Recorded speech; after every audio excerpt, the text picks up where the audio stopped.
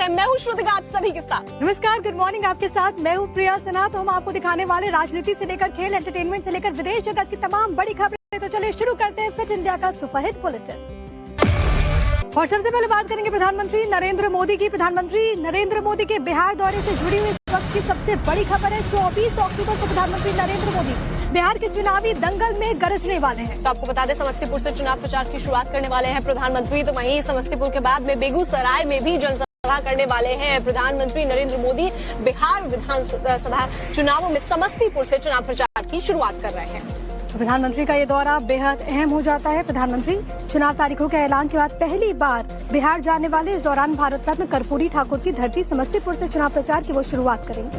हालांकि कयास ये भी लगाए जा रहे थे कि छठ को लेकर भी पीएम का कार्यक्रम हो सकता है, लेकिन बिहार बीजेपी अध्यक्ष ने ऐसे किसी कार्यक्रम से इनकार कर दिया है। प्रधानमंत्री जी का जो प्रस्तावित कार्यक्रम है 24 अक्टूबर को बिहार आ रहे हैं और बिहार में 2 जगह वो जनसभा को, रैली को संबोधित करेंगे। 24 तारीख से उनका चुनावी प्रचार का आगाज होगा और वो समस्तीपुर की धरती, भारत रत्न जननायक कर्पूरी ठाकुर की धरती से अपने चुनाव प्रचार का शुरुआत करेंगे। प्रधानमंत्री जी का जो प्रस्तावित कार्यक्रम है 24 अक्टूबर को बिहार आ रहे हैं और बिहार में 2 जगह वो जनसभा को, रैली को संबोधित करेंगे। 24 तारीख से उनका चुनावी प्रचार का आगाज होगा और वो समस्तीपुर की धरती, भारत रत्न जननायक कर्पूरी ठाकुर की धरती से अपने चुनाव प्रचार का शुरुआत करेंगे और फिर वहां से बेगूसराय, और बेगूसराय में उनका जो है फिर वहां भी जनसभा होगा। उसके बाद 29 अक्टूबर को उनका दूसरा प्रस्तावित कार्यक्रम है जिसकी सूचना बाद में दी जाएगी। अभी 24 अक्टूबर को बिहार का उनका पहला चुनावी सभा होने जा रहा है। इसके अलावा ये भी कुछ बात आ रही थी कि छठ पूजा में भी शायद उनकी मतलब वो आ सकते हैं, ऐसा कुछ है कि नहीं, प्रधानमंत्री जी छठ पूजा में चूंकि सिक्योरिटी का, सुरक्षा का बड़ा मामला बनता है, आम छठ व्रतियों को कोई दिक्कत नहीं हो, उनकी इच्छा थी, लेकिन आम छठ व्रतियों को प्रधानमंत्री जी के आने के बाद दिक्कत का सामना करना पड़ेगा। इसलिए प्रधानमंत्री जी का छठ पूजा में कोई ऐसा कार्यक्रम अभी नहीं है। अब आपको खबर बताते हैं महागठबंधन से जुड़ी हुई। महागठबंधन के अंदर सीट बंटवारे को लेकर पहले टकराव देखने को मिल रहा था और अब कई ऐसी सीट हैं जहां पर अपने उम्मीदवार आमने सामने उतार दिए गए। बिल्कुल, महागठबंधन के एकजुटता के दावे की पोल खोलती हुई खबर है, जहां पर एक जगह पर कई ऐसे सीटें हैं जहां पर उम्मीदवारों का ऐलान कर दिया गया है। कांग्रेस, आरजेडी, वीआईपी, सीपीआई के उम्मीदवारों में मुकाबला है। जेएमएम ने भी महागठबंधन का साथ छोड़ दिया। तो पहले सीटों के बंटवारे में टकराव और अब सहयोगियों का बखराव महागठबंधन के लिए जाहिर है कि चुनाव आसान नहीं लग रहा। श्रुतिका, बिल्कुल यही वजह है कि कई सीटों पर महागठबंधन के घटक दलों के कैंडिडेट आपस में ही फाइट करते हुए नजर आ रहे हैं।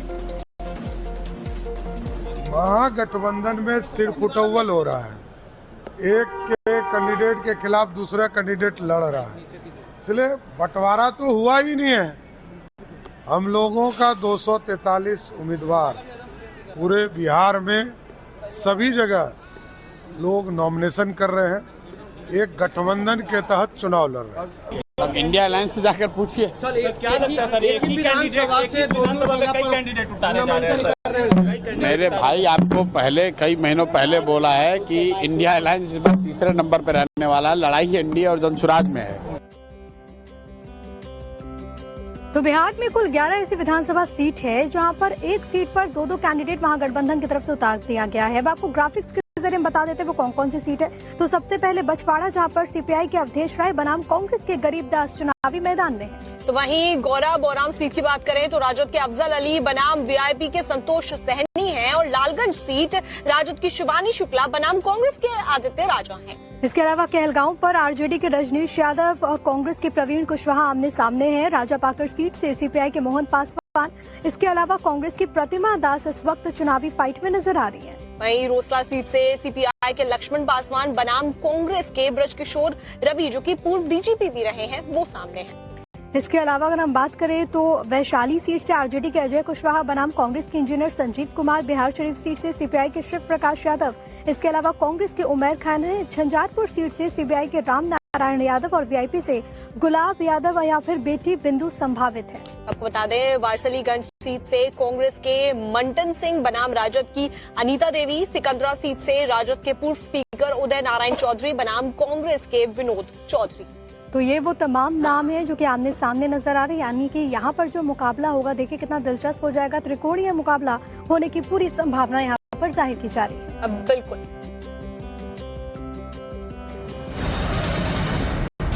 सियासत तेज है, अखिलेश यादव ने जोरदार हमला किया। बिल्कुल, अखिलेश यादव की तरफ से तंज कसा गया है। उनकी तरफ से दीपोत्सव को लेकर और सीएम योगी को लेकर तंज किया गया। उन्होंने कहा कि दिवाली पर दियों का खर्चा बार बार क्यों, इस तरीके से उन्होंने सवाल उठाया। आपको बता दें, बिहार चुनाव को लेकर सीएम योगी पर निशाना साधा और साथ ही साथ बिहार में स्टार प्रचारक नहीं स्टार विभाजक है, ये अखिलेश कहते हुए। और उन्होंने क्या कुछ कहा, आपको सुनवाते हैं। देखिए, दुनिया में इस समय क्रिसमस का समय पूरी शहर जगमगा जाते हैं और महीनों जगमगा के रखते हैं वो लोग। उन्हीं से सीख लो बस। क्यों खर्चा करना बार बार दियों का, मोमबत्ती का और ये दिमाग लगाना? तो फिर क्या उम्मीद करोगे? ऐसे सगाट आई है, इसको बहुत सुंदर रोशनी कराएंगे हम लोग।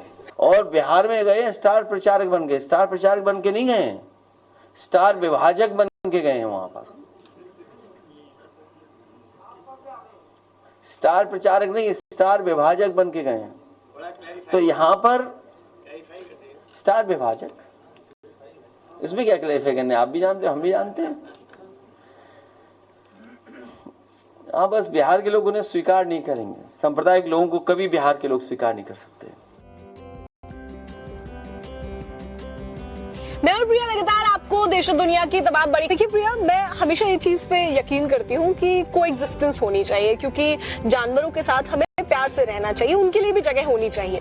बिल्कुल, और कई बार ऐसी मांग उठती रही है कि आप अगर डेवलपमेंट कर रहे हैं तो खासतौर पर जो वन्य जीव है उनका ख्याल रखिए, वरना वो आपकी जगह पर आ जाएंगे। और ऐसा ही कुछ हुआ है। बिल्कुल ऐसा ही हो रहा है, क्योंकि जलाशय कम होते जा रहे हैं और इसी वजह से मगरमच्छ हो या फिर और बाकी जो पानी के जानवर हैं वो भी बाहर आ जाते हैं। एक कंस्ट्रक्शन साइट पर पहुंच गया मगरमच्छ, आगे क्या हुआ आपको दिखाते हैं। कीचड़ में पड़े मगरमच्छ की ये तस्वीरें गुजरात के वडोदरा की हैं, जहां मकरपुरा इलाके में हाई स्पीड ट्रेन योजना की कंस्ट्रक्शन साइट पर एक विशाल मगरमच्छ आ गया, जिसके बाद वहां मौजूद सभी लोगों में दहशत फैल गई और तुरंत इसकी सूचना वन विभाग को दी गई। सूचना पर मौके पर पहुंची वन विभाग की टीम भी 6 फीट लंबे मगरमच्छ को देखकर हैरान रह गई, जिसके बाद उन्होंने मगरमच्छ का रेस्क्यू ऑपरेशन शुरू किया और फिर शुरू हुई मगरमच्छ को रस्सी से बांधने की कोशिश, जिसमें 3 घंटे से ज्यादा का समय लग गया। हालांकि वन विभाग की टीम को उसके बाद ज्यादा देर नहीं लगी और मगरमच्छ का चेहरा ढककर उसे जेसीबी की मदद से ऊपर उठाया गया और पिंजरे में कैद कर लिया गया। यह मगरमच्छ शायद पानी की कमी या किसी और वजह से अपने ठिकाने की तलाश में भटक रहा था, तभी कीचड़ से भरे इस गड्ढे में जा गिरा।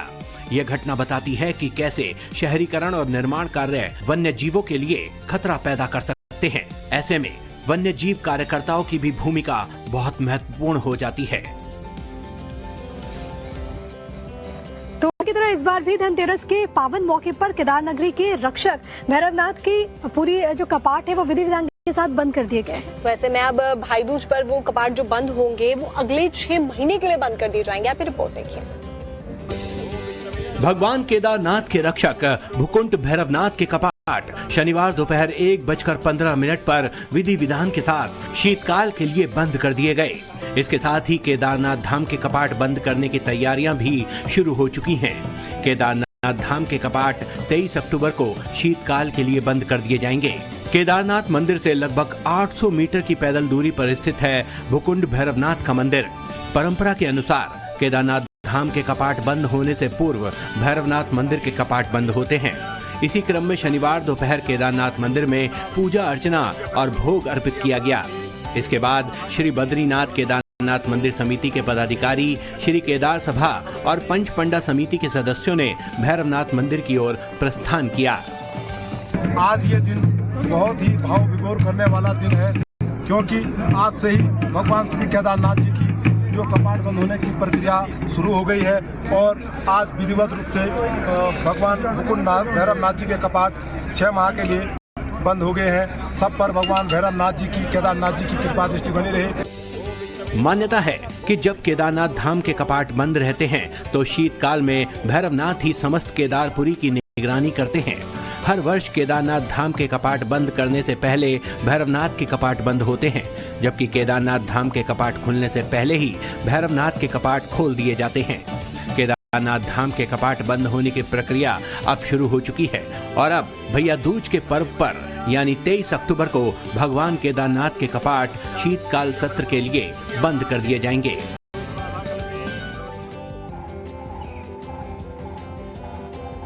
तो देखिए फेस्टिव सीजन स्टार्ट हो गया है और ऐसे में पूरा देश भर ही सजा हुआ है। तो वहीं अगर बात की जाए दिल्ली की, तो दिल्ली का दिल तो और भी ज्यादा सजकर तैयार है। नॉर्थ और साउथ ब्लॉक को बहुत खूबसूरती के साथ सजाया गया। और श्रुतिका, आपने इंडिया गेट की तस्वीरें देखी है? नहीं, अभी नहीं देखी। अगर नहीं देखी तो आपको और दर्शकों को दिखा देते हैं।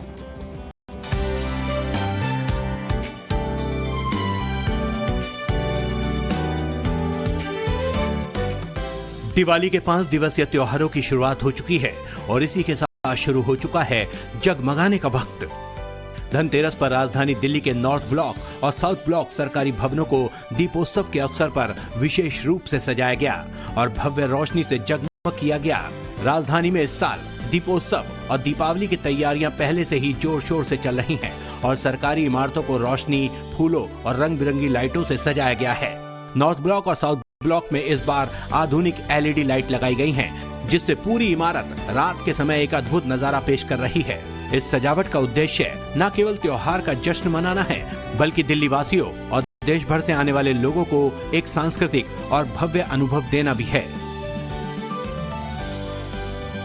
ऐसा ही नजारा दिल्ली के दिल इंडिया गेट पर भी नजर आया, जहां कर्तव्य पथ पर पहली बार भव्य दीपोत्सव मनाया गया, जिसमें 1,51,000 दिए जलाए गए। साथ ही लेजर शो और ड्रोन शो में रामायण की झलकियां दिखाई गई। कई लोग इस भव्य दृश्य को देखकर मंत्रमुग्ध हो गए। दिल्ली सरकार के सांस्कृतिक और पर्यटन विभाग के द्वारा आयोजित दीपोत्सव में दिल्ली के लोगों ने कर्तव्य पथ को दियों से सजा दिया और इंडिया गेट से लेकर विजय चौक तक कर्तव्य पथ दियों की रोशनी से जगमग हो उठा।